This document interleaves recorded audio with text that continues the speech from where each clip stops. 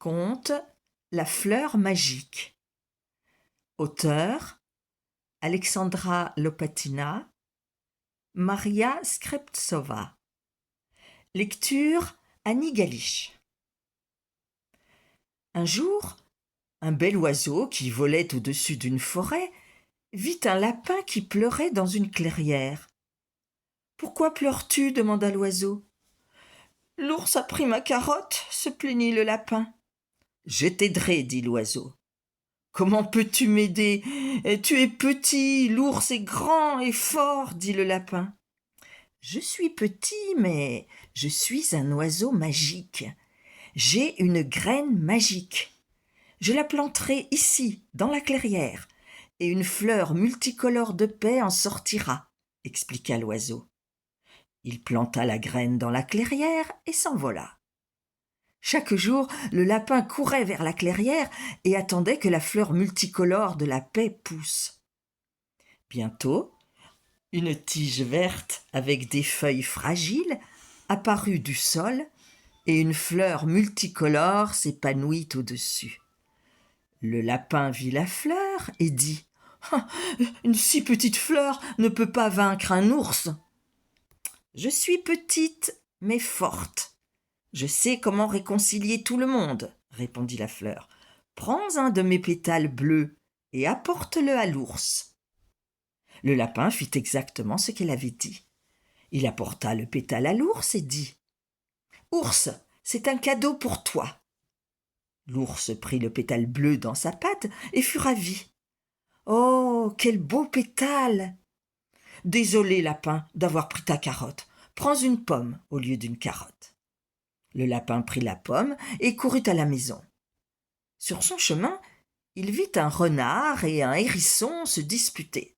« Ce champignon au chapeau orange est à moi !» criait le hérisson. « C'est moi qui l'ai trouvé !»« Non, ce champignon est à moi !» criait le renard. « Il est de la même couleur que ma queue !» Le lapin courut vers la clairière et demanda à la fleur 2 pétales. La fleur magique donna au lapin un pétale rouge et un pétale orange. Immédiatement, le lapin apporta les pétales au renard et au hérisson et dit « Chacun de vous doit prendre son pétale. » Le hérisson prit le pétale rouge et dit « Quel beau pétale ! D'accord, renard, prends ce champignon. Je vais en trouver un autre. Je connais tous les endroits où l'on trouve des champignons dans la forêt. Je peux te les montrer aussi. » Le renard prit un pétale orange et dit « Quel beau pétale, de la même couleur que ma queue. Allons, hérisson, cueillons des champignons ensemble. » Ils partirent ensemble cueillir des champignons. Le premier champignon qu'ils trouvèrent, ils le donnèrent au petit lapin. Le lapin, ravi, prit le champignon et courut à la maison. Sur son chemin, il vit un chat qui attrapait une souris. « Lâche-moi, chat !» couinait la souris. « Non, je ne te laisserai pas partir. Je vais te manger. J'ai faim, » répondit le chat. Le lapin courut vers la fleur magique. La fleur dit « Prends mes 2 pétales, le blanc et le jaune. Le pétale blanc est pour le chat, le pétale jaune est pour la souris. » Le lapin retourna vers le chat et la souris. Il donna au chat le pétale blanc et à la souris le pétale jaune et dit « Regardez comme ces pétales sont beaux. »« Oui, le pétale blanc est très beau.